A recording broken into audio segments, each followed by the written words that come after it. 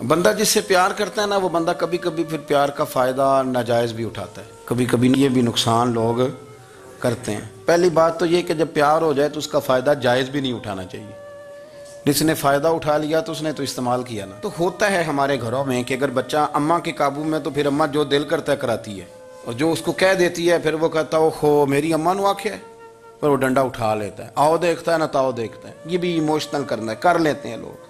بیٹی کو بھی پتہ چل جائے نا ابا میری بات مانتا ہے، تو وہ سارے بچے کہیں نا سیر کرنے جانا ہے تو ابا جی کو کون منائے گا، تو کہتی ہے تسی چپ کر جاؤ، ابا جی کو میں بات کروں، اسے پتہ ہے میرے سے پیار کرتا ہے۔ اب بات کو سمجھ لیں، یہ ایک ایموشنل کرنے کا طریقہ ہوتا ہے، لوگ کر لیتے ہیں، اور وہ بندہ چونکہ پیار کر رہا ہوتا ہے تو پیار کرنے والا بہرحال کہیں نہ کہیں پھر قابو آ جاتا ہے۔ وہ استعمال بھی ہو تو ہو جاتا ہے، لیکن وہ بندہ ٹھیک ہوتا ہے، کیونکہ وہ استعمال ہو بھی رہا ہے تو ہو تو پیار میں رہا ہے نا، پیار میں ہو رہا ہے نا۔ سمجھ لیں میری بات کو۔ حضرت سعد بن ابی وقاص رضی اللہ تعالیٰ عنہ کا نا اپنی ماں سے بڑا پیار تھا، بڑا پیار تھا اپنی والدہ سے۔ تو حضرت سعد بن ابی وقاص کلمہ پڑھ گئے، اماں جی نے بھوک ہڑتال کر دی، اسے پتہ تھا کہ میرا پتر مجھ سے پیار بڑا کرتا ہے، میں نے بالآخر منوا لینا ہے۔ تھوڑی سی آبادی تھی، ایک گھر کے اندر جو مسئلہ چھڑتا تھا نا اس کا سارے شہر کو پتہ چل جاتا تھا۔ اب کونوں میں گلیوں میں اب باتیں بھی ہونے لگیں کہ وہ سعد کی ماں ہڑتال پہ بیٹھی ہوئی ہے، بڑا مسئلہ ہے۔ اب پریشر بڑھنے لگا۔ حضرت سعد بن ابی وقاص فرماتے ہیں کہ وہ جو میرے قریبی لوگ تھے نا صحابہ، وہ بھی مجھے کہنے لگے یار کوئی رستہ نکال، ہر چوک میں تیری بات ہوتی ہے۔ کہتے ہیں میں گھر جاتا تو گھر والے، بہن، بھائی، بچے، باپ سارے کہتے ہیں یار تیری ماں مر جائے گی۔ اب بہت بڑا ایشو ہے، ہم یہ کہہ دیتے ہیں کہ انہوں نے قربانیاں بڑی دی، لیکن آپ ذرا بات کو سمجھے نا کہ اماں بھوک ہڑتال پہ بیٹھ جائے، ایک انسان کہاں کھڑا ہو جائے گا؟ بدنامی الگ ہے، بحث الگ ہے، سیانہ بندہ، مالدار، وزادار، قبیلے والا۔ حضرت سعد بن ابی وقاص کی ماں نے 3 دن تک روٹی نہیں کھائی، پانی نہیں پیا، بے ہوش ہو گئی۔ اب جب بے ہوش ہوئی تو شور پڑا، سارا محلہ جمع ہو گیا، اب سارے لوگ کھڑے، اور بچہ وہ ہے جو ماں کی بڑی ماننے والا ہے۔ اماں کے اوپر لوگوں نے پانی شانی ڈالا، ہوش آئی تو حضرت سعد بن ابی وقاص قریب آئے، کہنے لگے اماں ایک بات کرنی ہے۔ اماں بھی بڑی مشکل سے اٹھ کے بیٹھ گئی کہ پتر ماننے لگا میرا۔ لوگ بھی کھڑے ہو گئے، مسکراہٹ بھی ہونے لگی کہ لو نہ کوئی بات ہونے لگی، یا ماں کہتی ہے کلمہ چھوڑ دے پھر مانوں گی۔ حضرت سعد بن ابی وقاص کہنے لگے اماں سن میری بات، 3 دن ہو گئے، مکے کا کوئی کونا کھدرا ایسا نہیں جس میں میری تیری باتیں نہ ہوئی ہیں، اور قبیلے کا، علاقے کا کوئی شخص نہیں، لوگوں نے بڑی باتیں کی، اور لوگ جب باتیں کرنے پہ آتے ہیں پھر اوپر تک جاتے ہیں۔ یہ بھی کہا کہ کیا دین یہ سکھاتا ہے کہ ماں بھوکی مر جائے؟ یہ بھی لوگوں نے کہا، میں نے ہر شے سنی، برداشت کی، اماں اب تو میری بات کان کھول کے سن لے۔ ماں کہنے لگی وہ کیا؟ تو حضرت سعد کہنے لگے پیدا مجھے تو نے کیا ہے، 9 ماہ تیرے پیٹ میں رہا ہوں، روٹی تیرے ہاتھ سے کھائی ہے، تجھ سے زیادہ بہتر مجھے کوئی نہیں جانتا۔ ماں سن تیری کتنی جانیں؟ اماں کہنے لگی 1۔ تو حضرت سعد فرمانے لگے تیری 1000 جان بھی ہو نا تو ایک ایک کر کے ساری نکل جائے تو میں محمد عربی کا کلمہ پھر بھی نہیں چھوڑوں گا۔ ختم ہو گئی بات۔ یہ کیا بات؟ وہ کچا رنگ للاری والا جیڑا چڑھدا تے لیندا رہندا، اے عشق تیرے دا رنگ محمد جدوں چڑھ جائے پھر نہیں لیندا۔ یہ کیا بات ہوئی؟ اماں تیری 1000 جان بھی ہو، روٹی کھانی ہے تو کھا، نہیں کھانی تو نہ کھا۔ یہ لفظ کہتے ہیں حضرت سعد بن ابی وقاص رو پڑے، آنسو آ گئے، لفظ کہہ کے باہر نکلے، مجمع چھٹ گیا، جس نے جو مطلب لینا تھا لیا، جس نے جو کہنا تھا اس نے کہا۔ حضرت سعد چلے گئے، شام کو گھر آئے تو اماں روٹی کھا رہی تھی۔ تو حضرت سعد فرماتے ہیں کہ محلے کی بیویاں کہنے لگی روٹی کیوں کھا رہی ہو؟ تو ماں رو پڑی، کہنے لگی پتر میرا ہے، میں نے پیدا کیا ہے، میرے پتر نے کبھی ضد نہیں کی، اس کے دل میں کچھ ہے اتر گئی ہے، کوئی ہے، کوئی کچا پکا جذبہ ہوتا تو میں تو 2 آنسو بہاتی تھی تو میرا پتر لوٹ آتا تھا، پر کسی رستے کا مسافر بن گیا ہے، اب کہیں پہنچ گیا ہے، اور میں اس کا درد سمجھ گئی ہوں، جہاں گیا ہے اب وہاں سے یہ لوٹ سکتا۔ آپ سمجھیں اتنا تگڑا ایمان جن لوگوں کا، ان کے بارے میں لوگ ڈسکس کریں گے۔ ان کو نا قرآن پاک نے بطور نمونہ بیان کیا ہے۔ اللہ فرماتے ہیں ایمان اس طرح کا جس طرح میرے نبی کے صحابہ کا۔ یہ منافقوں کی بات ہو رہی ہے پہلے سے بارے میں، وَإِذَا قِيلَ لَهُمْ آمِنُوا كَمَا آمَنَ النَّاسُ، جب ان سے کہا جائے کہ ایمان اس طرح لاؤ جس طرح میرے نبی کے صحابہ لائے، قَالُوا أَنُؤْمِنُ كَمَا آمَنَ السُّفَهَاءُ، تو وہ کہتے ہیں اس طرح ایمان لائیں جیسے بیوقوف لائیں، یہ تو بیوقوف ہے، ہر شے نبی پاک پہ قربان کر رہے ہیں۔ تو اللہ فرماتے ہیں الا انہم ہم السفہاء، خبردار ہو جاؤ، میرے نبی پاک کے غلاموں کو بیوقوف کہنے والو تم بیوقوف ہو۔ اللہ کہتا ہے تم پاگل ہو، بیوقوف ہو، اللہ انہیں پاگل کہتا ہے. اللہ پاگل کہتا ہے انہیں جو نبی پاک کے صحابہ کو پاگل کہتا ہے، اللہ انہیں پاگل کہتا ہے. یہ معیار ایمان ہے. قرآن نے کہا ایمان اس طرح کا جس طرح کا نبی پاک کے وَإِذَا قِيلَ لَهُمْ آمِنُوا كَمَا آمَنَ النَّاسُ، ایمان اس طرح لاؤ جس طرح میرے نبی پاک کے صحابہ ایمان لائے ہیں اس طرح ایمان. حضرت عبداللہ ابن عمر رضی اللہ تعالیٰ عنہ فرمایا کرتے تھے جو دن بھی طلوع ہوتا ہے نا وہ اعلان کرتا ہے، وہ اعلان کرتا ہے اور کہتا ہے بھئی اگر کوئی کام کرنا ہے تو کر لو، میں آج آیا ہوں، آج کے بعد میں دوبارہ نہیں آؤں گا. قیمتی ہیرے ہیں زندگی کے لمحے، ان کو ضائع نہ کریں. بس کر دیں بڑا ہو گیا سوشل میڈیا، اور بس کر دیں بڑی ہو گئی خبریں، اور بس کر دیں بڑے ہو گئے فضول تبصرے، اور بس کر دیں. امام مسلم رحمۃ اللہ تعالیٰ علیہ جنہوں نے مسلم شریف لکھی ہے، امام صاحب کا وصال زیادہ کھجوریں کھانے سے ہوا تھا. ایک حدیث تلاش کرنی تھی تو کھجوروں کا ٹوکرا پاس رکھ لیا تو کتابیں بھی ٹٹولتے رہے اور کھجوریں بھی کھاتے رہے. صبح حدیث بھی مل گئی اور ٹوکرا بھی خالی ہو گیا، پر کھجوریں اتنی زیادہ کھا لی تھیں کہ وصال کر گئے. کسی نے ان سے کہا کہ روٹی نہیں آپ کھاتے، زیادہ کھجوریں کیوں کھاتے ہیں؟ تو آپ فرماتے ہیں میرا کام ہے حدیث تلاش کرنا، میرا کام ہے حدیث کی سند پر بات کرنا، مسلمانوں کو صحیح اسناد کے ساتھ ان کے پیارے نبی صلی اللہ علیہ وسلم کی خوبصورت باتیں ان تک پہنچانا. تو فرماتے تھے روٹی کھاؤں نہ تو مطالعے میں فرق آتا ہے، روٹی توڑنے پر بھی توجہ جاتی ہے، پھر سالن لگانے میں توجہ جاتی ہے، تو کھجور جو ہے یہ منہ میں رکھ کے نہ تو پڑھتا بھی ساتھ ساتھ رہتا ہوں. تو روٹی کھانے اور کھجور کھانے میں مجھے فائدہ یہ ہوتا ہے کہ کھجور کھاتے کھاتے میرا دین کا کام جاری رہتا ہے. اپنے اوقات کو ضائع نہیں کریں. آپ وہ کتابیں جو ہمارے بزرگ لکھ گئے وہ ہم سے ساری پڑھی نہیں جا سکتی، ان کے وقت میں برکت تھی، ہم نے بڑا ٹائم ضائع کر لیا ہے، اس کو ضائع نہ کرو. ایک تو کوئی چیز فضول نہیں، اپنے اوقات کو بچائیں. جو ٹائم بچ جائے وہ ذکر الہی میں لگا دیں، تلاوت قرآن میں لگا دیں، اللہ کی عبادت میں لگائیں. پڑھنے اور لکھنے میں وقت کو آپ یقین کریں بہت سارے لوگ ہیں فارغ ہیں، کبھی کبھی بڑا اہم اور ضروری کام کرنا ہوتا ہے تو بعض دوست ملنے کے لیے آ جاتے ہیں. اب ایک ریسرچ جاری ہے، میں ایک تفسیر کو دیکھ رہا ہوں، مجھے ایک بڑا اہم کام کرنا ہے. ایک دوست ملنے کے لیے آیا ہے اور اس سے پوچھا صاحب آپ کیسے ہیں؟ تو کہنے لگا میں فارغ تھا تو میں نے کہا چلو پیر صاحب کے پاس چلتا ہوں.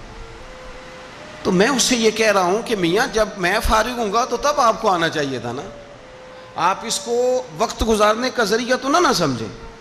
اور پھر اگر آپ آئے ہیں تو آپ کو علمی بات کریں، آپ کو دین کی بات پوچھیں، میں آپ کے ساتھ ڈسکس کروں. آپ اگر آ کے اپنے محلے کے کونسلر کی بات چھیڑیں گے تو نہ وہ ہمارے کہنے سے سیدھا ہوا ہے اور نہ اس نے ہونا ہے. تو ہم نے فضولیات میں، ابحاث میں، بحثوں میں الجھ کا ٹائم ضائع کیا. پلٹ کے دیکھو زندگی میں کتنا وقت ضائع ہوا ہے. یہ کبھی دوبارہ ہمارے ہاتھ یہ کبھی ہاتھ نہیں آئے. میرے نبی پاک علیہ السلام نے فرمایا جنتی کبھی افسوس نہیں کریں گے، پر اس بات پر جنتی بھی افسوس کریں گے کہ یار وہ 4 لمحے ضائع کیوں ہو گئے. حضرت عبداللہ ابن عمر گزر رہے تھے تو ایک قبر پر نظر پڑی آپ کی، تو آپ نیچے اتر آئے گھوڑے سے، تو تھوڑا سا سائیڈ پہ مصلی بچھایا اور 2 رکعت نماز ادا کی. پھر سفر شروع ہوا تو آپ کے خادم جو ساتھ تھے وہ عرض کرنے لگے حضور آپ کی اس بات کی سمجھ کوئی نہیں آئی کہ آپ نے گھوڑے سے اترے اور صرف 2 رکعتیں پڑھی اور چل دیے. تو آپ فرمانے لگے کہ میں جب گزر رہا تھا تو میرے دل میں خیال آیا کہ یہ جو قبر میں لیٹا ہوا ہے نا یہ تو ترس گیا ہوگا کہ مجھے 2 رکعتوں کا وقت ہی مل جائے. حضرت عبداللہ ابن عمر کہتے ہیں میرے ذہن میں خیال آیا کہ قبر میں لیٹ کے ترس رہا ہوگا کہ مجھے 2 رکعتوں کا. لیکن یہاں تو لوگوں نے میرے بھائی 6 گھنٹے گردنیں تھک گئیں موبائل پہ جھکی ہوئی، لیکن محمل اور فضول اور کوئی معنی نہیں اور کوئی مقصود نہیں، اور اس نے یہ کہہ دیا تو اس نے وہ کر دیا، اور اس نے یہ آج کل جو بیماری چلی ہے نا اس سے سب سے زیادہ نفسیاتی مریض وہ لوگ بن رہے ہیں جن کا تعلق موبائل اور خبروں سے زیادہ ہے. اور اگر میں کہہ دوں کہ 90% لوگوں کا تعلق ہے اس کے ساتھ تو میری بات غلط تو نہیں؟ کیونکہ ہر وقت ہم اسی کو دیکھتے رہتے ہیں، ادھر یہ ہو گیا، ادھر وہ ہو گیا، ادھر ایسے ہو گیا. تو وہ چیزیں ہماری نفسیات کو، گھروں کے اندر بیٹھے بہت سارے لوگ بیمار ہو گئے اور ذہنی مریض بن گئے. کیوں؟ اس لیے کہ انہوں نے اپنا دل نہ قرآن پاک میں لگایا، نہ تلاوت میں لگایا، نہ اذکار میں لگایا، نہ وظائف میں لگایا، نہ ہماری طبیعت ہے یہ کام کرنے کی، تو الٹا سیدھا سوچ ساچ کے تو ہم الجھ جاتے ہیں۔ یہ گھروں میں جھگڑے زیادہ کیوں ہوتے ہیں کہ بہو ذکر نہیں کرتی اللہ کا، ساس کے خلاف ہی سوچتی رہتی ہے، اور ساس ناراض نہ ہو، ساس و سسر جن کی عمر اب اتنی زیادہ ہو گئی ہے کہ اب اگلا سٹیج دنیا سے جانے کا ہی ہے، وہ بھی اتنی توجہ کرتے ہیں کہ یہ میرا بیٹا کیا آج شام کو مٹھائی کا ڈبہ لایا ہے کہ یہاں وہ بالٹے سیب لایا ہے۔ اگر ساری توجہ ادھر دینی تھی تو اس سے زیادہ بہتر نہیں تھا کہ مسئلے کو وقت دیتے؟ اتنی باریکی سے لوگوں کا خیال نہ رکھیں، اپنا خیال رکھیں۔ سارے لوگ ہی حکمت والے تھے، سارے لوگ ہی شانوں والے تھے، حضور کے ہر صحابی کی بڑی عظمت ہے۔ کیا شان ہے جناب صدیق اکبر کی، اور کیا مرتبے ہیں حضرت فاروق اعظم کی، اور کیا کمال ہے حضرت عثمان غنی کا۔ لیکن چونکہ ہر پھول کی اپنی خوشبو ہوتی ہے، جو دانائی، جو علم، جو فقاہت، جو اسلوب اللہ نے مولا علی شیر خدا کو عطا فرمایا تھا، جو شانیں اللہ نے مولا کائنات کو عطا فرمائی تھی، وہ تو حدیث آپ نے کئی دفعہ سنی ہوگی کہ حضور نے فرمایا میں علم کا شہر ہوں اور علی اس کا دروازہ ہے۔ میں آج آپ کو ترمذی کی ایک اور حدیث سناتا ہوں۔ نبی پاک علیہ السلام نے فرمایا انا دار الحکمت، انا دار الحکمت، انا دار الحکمت۔ کیا خوبصورتی ہے اور کیا شان ہے میرے نبی پاک کی۔ حضور فرمانے لگے میں حکمت کا گھر ہوں، میں حکمت کا گھر ہوں، انا دار الحکمت وعلی بابھا، میں حکمت کا گھر ہوں اور علی اس کا دروازہ ہے۔ علی اس کا دروازہ ہے، اس گھر کا جو گھر حکمت کا خود رسول پاک کی ذات ہے۔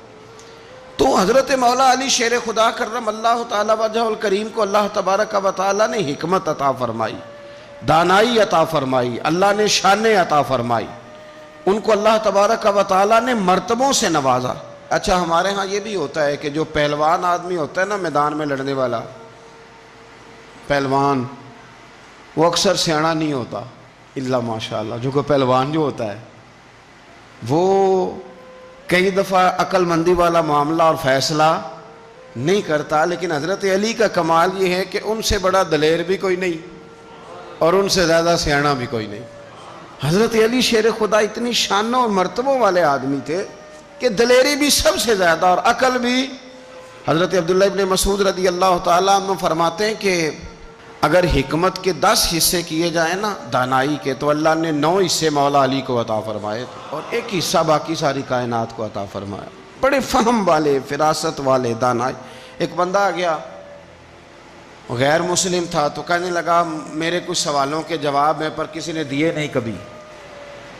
پہیلیاں ہوتی ہیں نا کچھ لوگوں کے، سوال اور ہوتا ہے پر پہیلی تو بعض لوگوں نے پہیلیاں، لیکن جن کو اللہ فہم کی دولت دے نا ان کے سامنے بھی پھر کوئی پہیلی نہیں رہتی، کوئی راز نہیں رہتا۔ تو جب اس نے آ کے بہت بڑا دعویٰ کیا کہ اگر کوئی میرے سوال کا جواب دے تو میں مان جاؤں، تو پھر مسلمانوں نے کہا کہ نہیں، تو نے بڑا ہی دعویٰ کر دیا ہے، تو شے کوئی نہیں، وہاں تو بڑے مان گئے، تو ہمارے ساتھ۔ حضرت مولا علی شیر خدا کے پاس لے گئے تو اس نے بڑے مشکل سوال کیے۔ پہلی بات وہ کہنے لگا آپ مجھے 2 ایسے دوست بتائیں جن میں کبھی لڑائی نہیں ہوئی۔ تو حضرت علی کہنے لگے تو بڑے دعوے کر رہا تھا کہ میں بڑے لمبے سوال پوچھوں گا۔ وہ 2 دوست جن میں کبھی لڑائی نہیں ہوئی وہ جسم اور روح ہیں بھی کٹھے ساتھ رہتے، دوست بھی ہیں، پر کبھی آپس میں لڑائی، بڑے گناہ کرتا ہے جسم پر، روح ناراض نہیں ہوتی، وہ ساتھ ہی رہتی ہے۔ اس کی آنکھیں کھل گئیں، اس کو تو کبھی جواب ہی نہیں ملا تھا۔ کہنے لگا اچھا وہ 2 ایسے دوست پھر بتائیں جن میں کبھی صلح نہیں ہوئی۔ تو فرمایا وہ موت اور حیات ہیں، جب موت آتی ہے تو پھر زندگی باقی، ان کی صلح نہیں ہو سکتی، اکٹھے رہ ہی نہیں سکتے۔ اللہ اکبر۔ وہ کہنے لگا یہ تو کمال ہو گئی، اب وہ ذہن کھل گیا۔ کہنے لگا جی اور پوچھ لوں؟ فرمایا تیرا ہی دعویٰ تھا 2 پوچھنے، میں تیار ہوں، تو 100 بھی پوچھ۔ کہنے لگا وہ بی بی جس نے چند لمحوں میں بچہ پیدا کر دیا، فرمایا یہ بھی کوئی مشکل بات ہے؟ وہ حضرت مریم ہے، ایک منٹ میں حاملہ ہوئی تھی، اگلے منٹ میں اللہ تعالیٰ نے انہیں تھوڑی سی تکلیف سے گزارا اور اگلے منٹ میں حضرت عیسیٰ پیدا ہو گئے. کوئی مشکل بات ہے؟ کہنے لگا جی وہ دو چیزیں جو حرکت نہیں کرتی، فرمایا یار جلدی پوچھ، ٹائم نہ ضائع کر، جلدی پوچھ. وہ دو چیزیں جو حرکت نہیں کرتی وہ زمین آسمان ہے. اس نے کہا وہ دو چیزیں جو ٹھہرتی نہیں، فرمایا وہ سورج اور چاند ہے جو حرکت ہی کرتے رہتے. کہنے لگے اچھا وہ بتائیں جی جو کھا تو بڑا کچھ کیا پر پیا اس نے کچھ بھی نہیں. تو حضرت علی فرمانے لگے وہ حضرت موسیٰ علیہ السلام کا عصا ہے، جادوگروں کے سانپ سارے ہی کھا گیا پر پانی کا گھونٹ بھی نہیں پیا. حد ہو گئی. وہ شخص کہتا ہے علی کے جواب نے، مولا علی شیر خدا کے جوابات نے میرے اندر ہیجان پیدا کر دیا. میں نے فوراً کہا بتائیں وہ شخص جو کوئی شے نہیں. تو حضرت علی کہنے لگے جو میرے نبی کا کلمہ نہ پڑھے وہ کوئی شے نہیں. کہنے لگے وہ بتائیں جو بڑی شے ہو. فرمایا جو چاہے کہ اس کی عزت کعبے سے بھی زیادہ ہو جائے اور وہ بڑی شے بن جائے تو وہ محمد عربی کا کلمہ پڑھ جائے. گنجا تھا، کوئی شے نہیں تھی، سر پہ بال بھی نہیں تھے، رویا کرتا. اللہ تعالیٰ نے فرشتے کو بھیجا، تجھے کیا چاہیے؟ تو کہنے لگا بال آ جائیں اور تھوڑا مال آ جائے. فرشتے نے ہاتھ پھیرا تو بال بھی آ گئے تو بکریاں بھی آ گئیں، لائنیں لگ گئیں، مال ہی مال ہو گئے. دوسرے کے پاس گیا، وہ کوڑا تھا، اس کو جا کے کہا کیا چاہیے؟ کہنے لگا شفا ہو جائے اور کچھ اللہ تعالیٰ آسانی کر دے. شفا بھی ہو گئی، گائیں بھی دے دی، بھینسیں بھی دے دی، مال ہی مال ہو گئی. پھر ایک کے پاس گیا، وہ اندھا تھا، تجھے کیا چاہیے؟ اس نے کہا آنکھیں ملنے اور کچھ ساتھ اللہ مال دے دے. اونٹ ہی اونٹ ہو گئے. جب بڑا نواز دیا تو پھر مالک نے امتحان لینے کا ارادہ کیا. یاری تیری سونا ہے پر آزمائشاں بھی تیریاں اگ، آزمائشاں تیریاں، صحیح کہہ رہا ہوں، آزمائشاں تیریاں، یاری تیری سونا ہے پر آزمائشاں تیریاں. اے سونا پرکھیا جامدائی پہلو نال لگاں دے لگ. اللہ نے فرمایا آزمائش کرو. سب سے پہلے گنجے کے پاس آئے، اسے کہا اللہ کے رستے میں کچھ دیکھنے لگا، میرے خرچے ہی بڑے، دیکھو تو صحیح کتنی مشکل میں وقت گزارتا ہوں، حال ہی کوئی نہیں. تو اس نے کہا میں نے تو سنا ہے تو گنجا اور بھوکا ننگا تھا. کہنے لگا میں تو جدی پشتی رئیس اعظم ہوں، تجھے کس پاگل نے کہا ہے بھاگ جا؟ اس نے کہا اچھا جیسے تو تھا ویسے ہی ہو جائے. کھیت کھلیان اجڑ گئے، پھر سے گنجا ہو گیا. حضور علیہ السلام فرمانے لگے، پھر وہ اس کے پاس گیا جو کوڑا تھا، اسے کہا کچھ دے. کہنے لگا خرچے ہی بڑے. اب پوچھ لیں کسی امیر آدمی سے، کہے گا چکی کے نیچے ہاتھ ہے میرا، میرے سے زیادہ تو اب پریشان بندہ ہی کوئی نہیں. کیا بتاؤں آپ کو، اتنا ٹیکس ہے، اتنا جرمانہ ہے، فلانی شے، بڑا کچھ گنواتے ہیں لوگ. اس نے کہا میں نے تو سنا تو پہلے کوڑا تھا. اس نے کہا جا دوڑ جا، میں تو رئیس اعظم ہوں، دادا بھی پردادا بھی اور ساری نسل ہی. اس نے کہا اچھا جیسے تو تھا ویسے ہی ہو جائے. پھر وہ گیا اندھے کے پاس اور جا کے کہا اللہ کے نام پہ کچھ دے. تو کہنے لگا رب کے نام پہ؟ یہ کھڑے ہیں اونٹ، جتنے تیرے دل کرے لے جا. اس نے کہا کیا معنی اس بات کا؟ کہنے لگا یار تجھے کیا بتاؤں، میں تو اندھا تھا، میں نے تو کبھی دنیا دیکھی نہیں تھی. پھر اس کریم نے فضل کیا تو مجھے بڑا کچھ دکھایا. میں کیا بتاؤں، میرا دل کر رہا ہے کہہ دوں کہ پھر اس نے کعبہ دکھایا، پھر اس نے روضہ رسول دکھایا، پھر اس نے ریاض الجنہ کے سجدے دکھائے، پھر اس نے اپنے محبوب کے دروازے کی رونقیں دکھائیں. اس نے بڑا کچھ دیا، اس نے بڑا نوازا. میرے پاس تو شاید میں بدکار پرانا خادم، کسے در ملی نہ ٹوئی. ایتے واصف یار نے نظر جو کی تھی پھر واصف ہی ہوئی. یہ تو اس کا کرم ہوا. تو یہ وہ کہنے لگا تو اللہ کے نام پہ جان مانگ، میں وہ بھی دینے کو تیار. میرے پاس تو شے ہی کوئی نہیں تھی، مجھے تو اپنا پتہ ہے، میں تو کوئی شے نہیں تھا، کچھ نہیں تھا میرے پاس. یہ تو ان کا کرم ہے کہ رخ ان کا ادھر ہے. اور مختصر سی میری کہانی ہے، یہ جو بھی ہے ان کی مہربانی ہے. تو وہ کہنے لگا میں بھی کچھ لینے نہیں آیا تھا، تیری آزمائش ہی کرنے آیا تھا. تیری عزتیں بھی سلامت رہیں گی، تیرا مال بھی سلامت رہے گا، تیری شفا بھی. اپنی زندگی میں کبھی بھی اللہ کی بارگاہ سے توجہ ادھر ادھر نہ کریں. چھوڑیں لوگ کیا کر رہے ہیں، دنیا کیا کہہ رہی. کبھی بھی اپنی توجہ دائیں. ہمارا یہ مسئلہ بن گیا کہ ہماری سیاست ہے، ہماری دنیا داری ہے، ہم بندوں کو راضی کرنا چاہتے ہیں. ہم دیکھتے ہیں کون کس طرح، اور آپ یقین کریں آپ تھک جائیں گے، بندے راضی نہیں ہوں گے، وہ نہیں راضی ہوتے. آپ ان کو منا کے لائیں گے تو ادھر والے نکل جائیں گے، ادھر کو منائیں گے تو ادھر والے نکل جائیں گے. اس چکر سے باہر آئیں، اس رب کو راضی کریں جو فرماتا ہے ان الذین آمنوا وعملوا الصالحات سیجعل لهم الرحمن ودا. فرمایا تو ایمان لانے کے بعد نیک عمل کر، میں لوگوں کے دلوں میں تیری محبت پیدا کر دوں. رحمان لوگوں کے دلوں میں محبت ڈال دے گا، اللہ لوگوں کے دلوں میں۔ اپنی نظر ہمیشہ اپنے رب پہ رکھیں، اتنی لمبی چوڑی دنیا داروں سے امیدیں نہ وابستہ کریں۔ میں نے دیکھا ہے لوگ کاسا لیسی کرتے ہیں، کبھی اس کے دروازے پہ کبھی اس کے دروازے پہ، ان چکروں سے باہر آئیں اور اپنے رب کی بارگاہ کی طرف توجہ کریں، استغفار شوق سے پڑھا کریں۔ اور اکیلے میں نا، اکیلے میں رئیس المتکلمین مولانا نقی علی خان صاحب رحمۃ اللہ نے لکھا ہے کہ فرعون 500 سال حکومت کر گیا۔ فرماتے اصل وجہ یہ تھی کہ دنیا جب سو جاتی تھی نا تو اوپر چادر لے کے تو مصلے پہ بیٹھ جاتا تھا اور ہاتھ باندھ کے کہتا تھا رب تو ہی ہے، میرا پردہ نہ کھولنا، مالک تو ہی ہے، کرم نوازی کرنا، میری پکڑ نہ کرنا۔ وہ بے ایمان ہو کے اگر 500 سال ہاتھ باندھے تو گزارا کر لیتا ہے، تو ایماندار ہے۔ پر مسئلہ یہ ہے کہ تو رات کو بکل مار کے ہاتھ نہیں نہ باندھتا، تو منت نہیں کرتا، تو استغفار نہیں کرتا۔ توبہ کریں تو بچے رہیں۔ وہ اتنی لمبی حکومت کر گیا چونکہ رات کو کہتا تھا مالک رب تو ہی ہے، لیکن مہربانی فرما، میری پکڑ نہ فرما، تو اللہ نے تو اس کو مہلت دے دی۔ کافروں کو آج بھی مہلت دی ہوئی نہیں رب نے؟